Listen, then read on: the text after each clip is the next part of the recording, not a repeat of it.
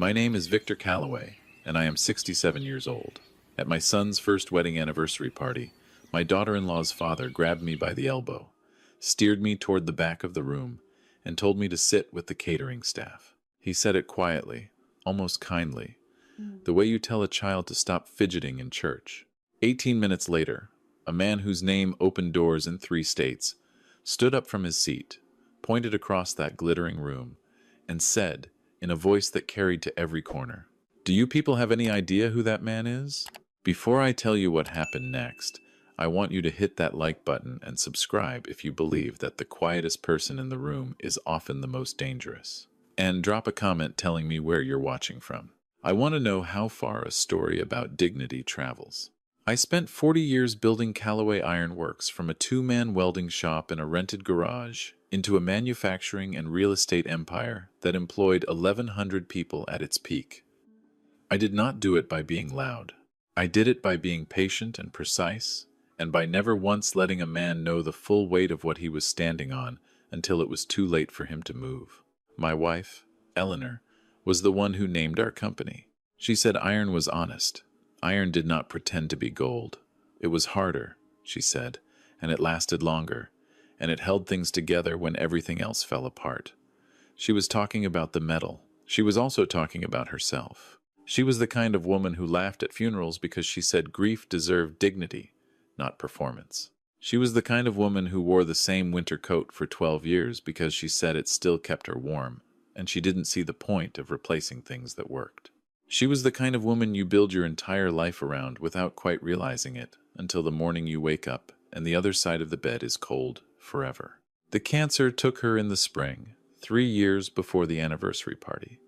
I sold the main operating division of the company 8 months after she passed. Not because I needed the money, because I needed to stop doing the thing I had done every day with her in mind and start figuring out who I was without her watching. I kept the real estate holdings. I kept the industrial properties, the warehouse complexes, the commercial lots, the 2 downtown towers we had built together in the 90s. All of it was transferred into a trust, the Ironwood Legacy Trust, on the advice of my attorney, Margaret Cole, who had been with me since the company's 15th year, and who had the kind of mind that could spot a vulnerability in a legal document from 40 feet away. The trust is irrevocable. I am its administrator. My personal income is a generous monthly draw from the trust, more than enough to live on, but nothing that would show up on any public record that linked the name Victor Calloway to anything resembling a fortune. I moved into Eleanor's house, not the large house we had shared for most of our marriage, the house she had grown up in, the one her mother left her, a tidy 2-bedroom Cape Cod with a vegetable garden in the back and a front porch where she used to read on Sunday mornings. It was in a good neighborhood, but a modest one. I drove a 7-year-old Buick because it ran perfectly, and because Eleanor had always said there was something dishonest about a man who changed cars more often than he changed his philosophy. I wore work shirts and canvas trousers, and the kind of boots that accumulate scuffs you stop noticing after a while. I did this not to deceive anyone. I did it because it was the truest version of myself that remained once the performance of wealth was stripped away. Eleanor had always said that money had a way of making people perform. She had watched it happen to friends, to business partners, to our own extended family. She had spent 30 years making sure it did not happen to us. And when she was gone, I found that the simplest way to honor her was to keep living the way she had always quietly insisted we live beneath all the noise of what we had built. My son did not take Eleanor's death well. He was 32 when she passed, and the grief hit him in ways I had not anticipated. He had always been steady, our son, careful and thoughtful in the way that made Eleanor proud. But grief can act as a solvent on a person's character, and it was in that soft, vulnerable period, 8 months after we lost Eleanor, that he met Melissa Ashford. She was beautiful in the way that certain things are beautiful, a way that is precise and deliberate and requires considerable maintenance. Her family was from Atlanta money, which is a specific category of wealth that announces itself before it walks into a room. Her father, Grant Ashford, was in real estate development, though I would later learn the specifics of what that phrase actually meant in his case.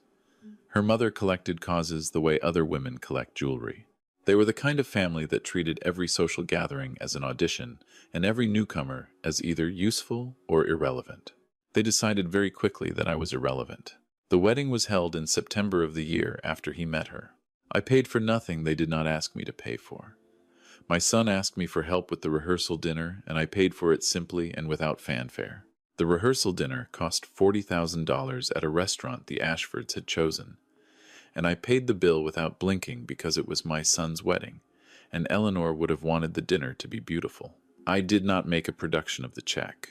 I left before the toasts. It was not my stage. The signs came early. The first one was small enough that I almost dismissed it. About a month into my son's engagement, Melissa mentioned during a family dinner that the house she and my son were renting was too small for how she envisioned their life. She said it the way you might mention the weather, conversationally and without particular urgency, but she held my gaze a half-second too long when she said it. My son looked at his plate. I changed the subject. 2 weeks later, my son called and asked if I might be able to help with a down payment on a property in a better neighborhood. I wired the money the following morning. $120,000. I did not ask for a repayment plan. I did not make him feel the weight of it. It was a gift, given simply, as Eleanor would have insisted. I did not hear from Melissa for 3 weeks after that transfer. When she did call, she thanked me graciously and immediately mentioned that the house needed some updates. She had been in contact with an interior designer, and the initial estimate for the kitchen and primary suite alone was close to $80,000. She wondered if I had any thoughts on that. I told her I would think about it. I sent my son a check for $40,000 2 weeks later with a note that said it was for the house and for whatever they wanted to do with it. That was how it began. Not with a single dramatic demand, but with a series of small, pleasant, perfectly reasonable-sounding requests that accumulated the way water does behind a dam you do not notice you are building. The requests changed character over the following months. They became less about practical needs and more about impressions. Melissa needed a wardrobe appropriate to the circles they were moving in. My son needed a car that reflected his position at the firm where he now worked, the firm where Grant Ashford had connections that had made the hiring happen. There was a membership at a club that would be professionally beneficial. There was a vacation that certain colleagues of theirs were taking and that it would be damaging to their social standing not to attend. I noticed that my son stopped calling just to talk. When he called, there was usually something specific at the end of the conversation. I also noticed that the easy warmth we had always had between us, the kind that had survived his adolescence and Eleanor's illness, and my own long silences after she passed, was beginning to cool at the edges. Not gone, not absent, just slightly more formal, slightly more like a negotiation. Melissa's father was more direct. Grant Ashford operated with the confidence of a man who had spent his life in rooms where his financial position gave him authority, and he had translated that confidence into a blunt, proprietary manner with everyone around him. He called me chief, which I found unpleasant in ways I did not bother to analyze. He said it with a particular kind of smile, the kind that is designed to seem warm while actually establishing hierarchy. He asked me about my business once, early on, and when I explained that I had sold the main operation and was living on the proceeds, he nodded in the slow, deliberate way that people nod when they are deciding a thing is smaller than they hoped it would be. After that, he stopped asking about my business. He began treating me like a fixture, tolerated, present, not particularly relevant to the conversation. The anniversary party was Melissa's idea and Grant Ashford's production, their first year of marriage, and she wanted to celebrate it in a manner that announced something to the world they were building their lives inside of. The venue was the Meridian Club, a private event space in one of the newer mixed-use towers downtown. It had the kind of decor that mistakes expense for elegance. The guest list ran to 200, most of them Melissa's family connections, her father's business associates, the circle they had been cultivating since the wedding. My son had perhaps 40 people there who could be called his own. I received my invitation 6 days before the event, considerably later than the other guests. The envelope was addressed in printed type, rather than handwriting. I noticed both of these things, and said nothing about either. I arrived wearing a clean Oxford shirt and my good dark trousers, and the shoes Eleanor had given me for our 30th anniversary, still in excellent shape because I took care of what mattered. I drove myself. I did not bring a gift because my son had asked me not to, said they didn't need anything, though I suspected the request had originated with Melissa, who had been clear throughout their first year that she found my gifts either too simple or too unexpected. The room was full and loud in that particular way of parties where everyone is performing prosperity. The table arrangements were elaborate and expensive. There was a jazz quartet in the corner, and a full bar and catering staff moving through the crowd with precision. I found my son near the bar, and we embraced. And for a moment he looked like himself, young and a little overwhelmed, and privately glad I was there. Then Melissa appeared at his arm, and the look changed slightly, became more managed. We exchanged pleasantries. She was gracious in the careful, surface way she had mastered. Her eyes moved past me as she spoke, locating someone more useful across the room. My son followed her gaze without quite meaning to, and then they were drawn into a conversation with a couple I did not recognize, and I was standing alone with a glass of water, which suited me fine. I found a quiet spot along the wall, near one of the tall windows that overlooked the city, and I watched the room the way I had always watched rooms, which is to say carefully and without giving much away. I saw Grant Ashford working the crowd with the ease of a man who has confused charm for substance. I saw Melissa's mother accept compliments on the decor with a particular smile that said she had expected nothing less. I saw my son moving through the room, laughing a little too readily at other people's jokes, adjusting himself to the contours of their expectations. Grant Ashford found me about 40 minutes into the evening. He came directly, with the specific purposefulness of a man who had something he had decided to do and was simply executing it. He had 3 of his own associates trailing him loosely, and I could tell by the set of his shoulders that they were meant to be an audience. "Victor," he said, not unpleasantly, using the tone he used when he was about to do me a favor I had not requested. He took hold of my elbow with a firm, guiding grip. "You know what? There's actually a wonderful setup in the back near the service corridor. Some of the catering supervisors are sitting back there during their breaks, and they'd love some company. Better conversation than this crowd, frankly." He laughed at his own joke, in the hollow way of a man who has made the same joke before. "How about you head on back there? Give those folks someone to chat with. This part of the room gets a little intense." He said it quietly enough that only his associates heard. His associates smiled in the way of men who understand which direction the power in a room is flowing. I looked at his hand on my elbow. I looked at his face.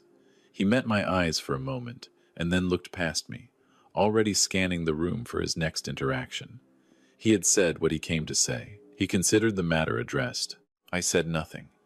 I removed my arm from his grip with a slight, deliberate movement. I did not move toward the back of the room. I turned back to the window and looked out at the city. Grant Ashford moved on. His associates followed. The conversation they had resumed before they had fully left my vicinity told me, in the casual way that careless men confirm their contempt, that they found my presence at the party mildly embarrassing. One of them said something about my son having done well for himself, considering the words fell behind them like dropped change. My son did not see any of it. He was on the other side of the room. I did not go to him. I stood at the window and looked at the city, and I thought about Eleanor, which is what I do in moments that require me to decide what kind of man I am going to be.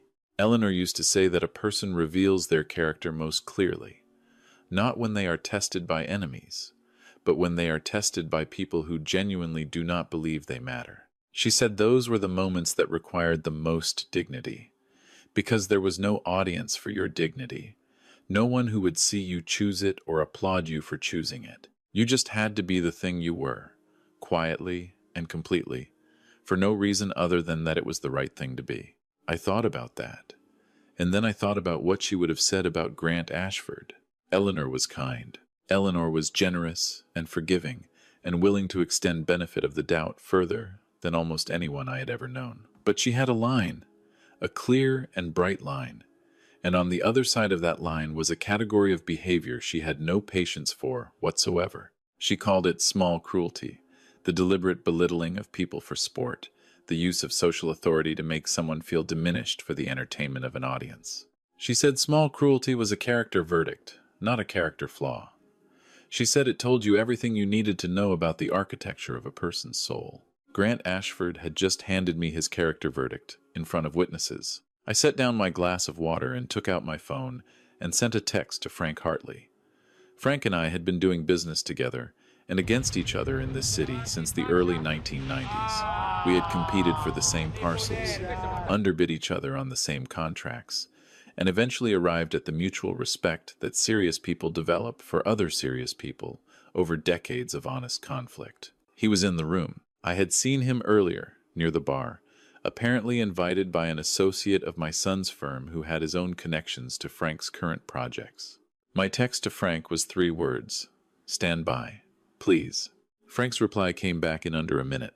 "Saw what happened. Ready when you are." I put my phone away. Then I took it out again and sent a second text, this one to Margaret Cole. Margaret would be home, but Margaret was always working. I told her I would need her at the Meridian Club within 45 minutes. I told her to bring the Ironwood documentation package, the one we had updated 6 months ago when the trust had acquired additional properties. She replied, "On my way." Grant Ashford made his next move 20 minutes later. He had clearly been watching me and was irritated that I had not relocated to the catering area as directed. He returned, this time without his associates, which told me he intended to be less subtle. He came up beside me and kept his voice low. "Victor, I'm going to be straight with you because I think that's the respectful thing to do. This crowd is not really your scene. And honestly, Melissa and I talked about it, and we both think it might be more comfortable for everyone if you just found a nice spot in the back or maybe stepped out to the lobby for a while. You've made an appearance. Daniel knows you're here, and I don't want you to feel out of place." I turned and looked at him for a long moment. He was a large man, well-dressed, with the particular confidence of someone who has never had a room not respond to him the way he expected. "Grant," I said, "I appreciate the advice." I said nothing else and I did not move. His jaw tightened slightly. He was not accustomed to being declined without argument. "I'm just saying it would be easier." "I know what you're saying," I told him. My voice was level and unhurried. "I heard you the first time." He stared at me for a moment with an expression that was recalibrating between irritation and uncertainty. Then he turned and walked away. I checked the time. Margaret would arrive in approximately 20 minutes. I found Frank Hartley near the bar, and we stood together for a few minutes, making quiet conversation the way old colleagues do, not performing it for anyone, just talking. Frank was shorter than I was, with gray hair and the steady eyes of a man who had spent his career reading situations and people with equal precision. He had seen what Grant Ashford had done. He said nothing about it beyond a slight shake of his head that communicated more than a paragraph would have. "When you're ready," he said. "Give it 15 minutes, I told him. The speeches began before Margaret arrived, which I had not planned for. Melissa's father took the microphone first, which also did not surprise me. He spoke with the practiced fluency of a man who had given many toasts in rooms like this one, who understood that a toast was primarily an opportunity to perform generosity while actually performing power. He talked about my son and Melissa with a proprietary warmth that made them sound like an acquisition his family had made. He talked about the life they were building together, the wonderful circle they had cultivated, the future they were creating. He mentioned his own family's contributions to that future, with the specific modesty of a man who intends for his contributions to be noticed. He did not mention Eleanor. He did not mention me. In a toast at his daughter's anniversary party, the father of the groom did not exist. My son noticed. I saw him look across the room toward me with an expression that was difficult to read. Part apology, part helplessness, part something that might have been shame. I held his gaze briefly and then looked back at Grant Ashford, who was wrapping up his toast with a joke that made his associates laugh loudly. Then Margaret walked in. She entered through the main doors in a charcoal suit, with her reading glasses pushed up into her silver hair, carrying a slim briefcase that I knew contained documents organized in the precise, lethal way she organized everything. She was not rushed, not dramatic. She moved through the room the way she moved through every room, with the quiet authority of someone who knows exactly what they carry and exactly what it means. She found my eye from across the room and nodded once. Several people near the door noticed her entrance. Something in her bearing made people notice. The conversations near her briefly quieted in the involuntary way they do when a certain kind of presence enters a space. Frank Hartley was already on his feet. He had chosen the right moment, the pause after Grant Ashford's toast, when the room was still gathered and attentive. Frank was not a man who needed a microphone. His voice, when he wanted it to, simply traveled.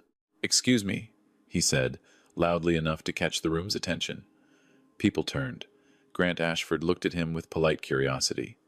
My son looked with surprise. Melissa's expression shifted in a way I noticed, but could not entirely read. "I've been sitting here all evening," Frank said, "trying to figure out whether anyone in this room knows who that man is." He pointed at me, directly, unambiguously, across the full width of the room. The room looked— "That's Victor Calloway," Frank said. "He founded Calloway Ironworks. He built this company from nothing over 40 years. And then he built half of the commercial real estate in this city, including, I believe, the building we are currently standing in." The silence that fell was the particular silence of a room in which the architecture of the evening has just shifted completely. Grant Ashford's face went through several expressions in rapid succession. The first was confusion, then a recalibration, then something that looked very much like a man who has just felt the ground move under his feet and does not yet know how far it intends to move. "That's a bit of an exaggeration," he said, with a laugh that came out slightly wrong, slightly thin. He looked at me. "Victor runs a small operation. He's retired now. It's a nice legacy, sure." He said it the way you say a thing when you are buying time. "He's not exaggerating," Margaret said. She was at my side now. Her voice carried the same way Frank's did, with no effort and no performance. "My name is Margaret Cole.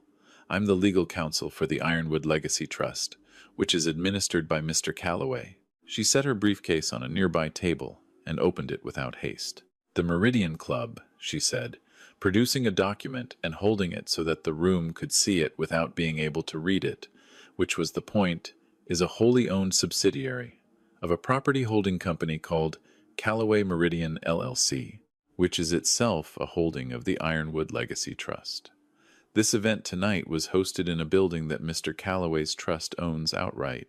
Every dollar spent here tonight, from the floral arrangements to the catering contract, went through accounts that ultimately trace back to this trust." She paused and looked at Grant Ashford.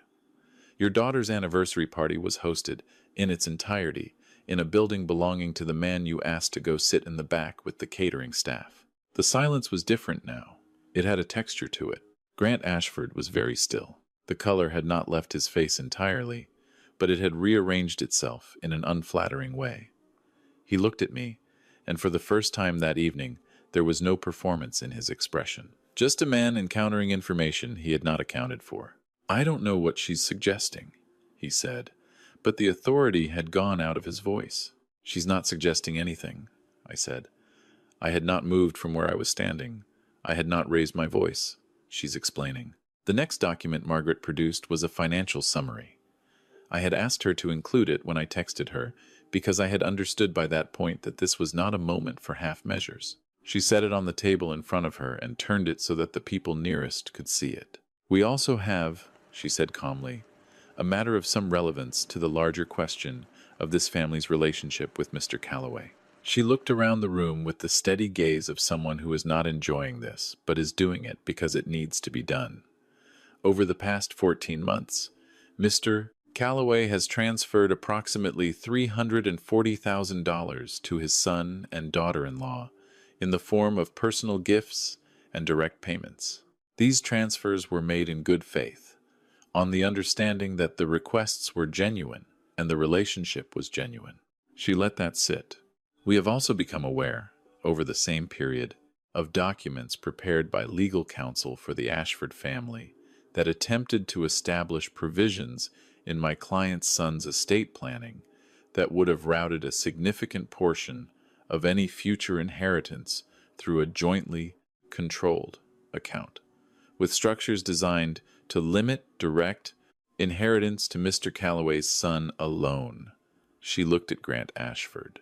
"In plain language, the documents your family's attorneys submitted were designed to ensure that in the event of a divorce, the assets would flow in a particular direction. And those documents were presented to Mr. Calloway's son as standard family financial planning. My son was standing very still. Melissa had taken a step away from him, almost imperceptible, but I saw it. "I don't know anything about any documents," Melissa said. Her voice was steady, but her hands were not. "You signed them," Margaret said simply. "3 months ago. The filing date is on record." The room was very quiet. Grant Ashford looked at his wife. She looked back at him with the expression of a person who has just had a private understanding exposed in public and is rapidly determining what the appropriate response is. "This is an ambush," he said, looking at me. "You came here to make a scene at your own son's anniversary party." "I came to my son's anniversary party," I said, "because he is my son, and this is his anniversary, and my wife would have wanted me to be here." I paused. "You made the scene when you put your hand on my arm and told me to go sit in the back." The second document Margaret placed on the table was the Ironwood Legacy Trust's full asset summary, a single clean page listing the major holdings: 2 downtown commercial towers, 4 warehouse complexes, 7 mixed-use development parcels, a manufacturing campus now leased to a logistics company. Total assessed value, as of the most recent review, just over $400 million. She did not wave it around. She simply placed it where it could be seen. "Mr. Calloway is not a retired man of modest means," she said, addressing the room without hostility. "He is the administrator of one of the larger private real estate trusts in this state. He lives as he chooses to live, which has nothing to do with what he has. Those are 2 different things, and the confusion between them appears to have led to some significant miscalculations." She looked at the Ashford family. Grant Ashford had gone quiet in the way of a man who is doing arithmetic and not finding the numbers he hoped for. "We also," she said, producing a final document, "have obtained, through a routine financial background process that is standard in our trust management work, a summary of Ashford Family Holdings' current financial position." She paused. "I won't read this aloud, but I will note that Mr. Ashford's company has 3 properties currently in default proceedings, a pending judgment from a contractor dispute totaling over $2 million, and a revolving credit line that was frozen by the issuing bank 14 months ago, which is, I will note, approximately when Mr. Ashford's daughter began her relationship with Mr. Calloway's son. The room did not make a sound. "You weren't introducing your daughter into a new family," Margaret said, and for the first time her voice carried a slight edge. "You were looking for a financial exit. Mr. Calloway's apparent simplicity looked like an opportunity. His son looked like a vehicle. This anniversary party, like everything else over the past 14 months, was constructed to maintain an impression while you worked to secure access to assets that were never available to you in the first place." She closed her briefcase with a quiet click. "The trust is irrevocable," she said. "Mr. Calloway's personal estate is minimal by design. There is no inheritance to pursue because there is no personal estate to inherit. The trust's assets upon Mr. Calloway's death are committed, in their entirety, to a portfolio of charitable foundations, the primary beneficiary being the Regional Children's Hospital in Eleanor Calloway's name. This was established a decade ago. It cannot be altered. It cannot be contested, and it was never going to produce a single dollar for anyone who married into this family for financial reasons." She looked at the room one final time. "The vault," she said, "was always empty. There was never anything here to take." Grant Ashford had aged approximately 10 years in the past 4 minutes. His wife was looking at the table in front of her with the fixed attention of someone who is deciding whether to leave. His associates had drifted back, creating a quiet, physical distance from him that I found eloquent. My son was looking at his wife. Melissa was not looking back. She was looking at her father with an expression I did not recognize on her face. It was not guilt, not exactly. It was something more complicated. The look of a person confronting the gap between what they were told was true and what has just been laid out on a table in front of 200 people. I walked across the room to where my son was standing. Frank Hartley fell in quietly beside me for a few steps, then peeled off to give me space, which is exactly what I would have expected from Frank. My son looked at me the way he used to look at me when he was small and had done something that couldn't be undone, and needed to know whether there was still ground beneath him. It was the most honest I had seen his face look in 14 months. "Dad," he said. I did not put my arm around him. Not yet. I looked at him steadily, the way Eleanor used to look at people when she needed them to understand that what she was about to say was not anger, it was truth, and truth required your full attention. "I know you didn't plan this," I said quietly. "I know some of what happened to you this year happened because you were still grieving, and you found something that felt like structure when everything felt formless. I know that." He said nothing. His jaw worked. "But you stopped calling me," I said. "You stopped coming by. Every conversation turned into a transaction, and you let it.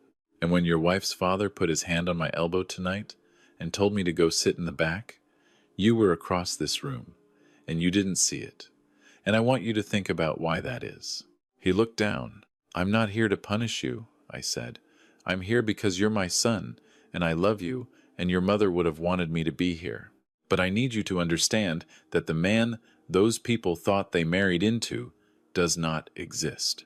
Your mother and I built what we built so that it would outlast us and do good in the world. We did not build it to be taken. We did not build it to be divided or redirected or collected by people who looked at you and saw a routing number." I waited until he raised his eyes. "I need you to understand what has been happening this year," I said. "Not because I want you to feel terrible, because I need you to choose, with full information, what kind of man you are going to be from this point forward." He looked at me for a long time. There were things moving in his face that I had not seen there in a long time. Things that reminded me of Eleanor. I turned before he could answer, and I spoke loudly enough for the room to hear. "Margaret," I said, "please make sure every member of the catering staff tonight receives a bonus equal to double their rate for the evening. The remaining event budget, whatever is left unspent, goes to the Eleanor Calloway Fund at the Children's Hospital." I paused. Tonight, Margaret was already writing. I found my coat near the entrance. Frank was waiting by the doors and held one open for me, and we walked out into the night air together. The city spread out beneath us, the lights of buildings I had spent decades putting in the sky doing what lights do, which is simply, and without ceremony, illuminating the dark. Frank exhaled. "Well," he said, with the particular satisfaction of a man who has watched a complicated mechanism perform exactly as designed, "I've been in this business 40 years, and I have never seen a room empty out like that." I thought of Eleanor, in her sensible winter coat, laughing at something I had said, the city just like this behind her, the world arranged in a way that made sense. "It was not about the room," I said. Frank nodded. He understood. Several months have passed since that evening.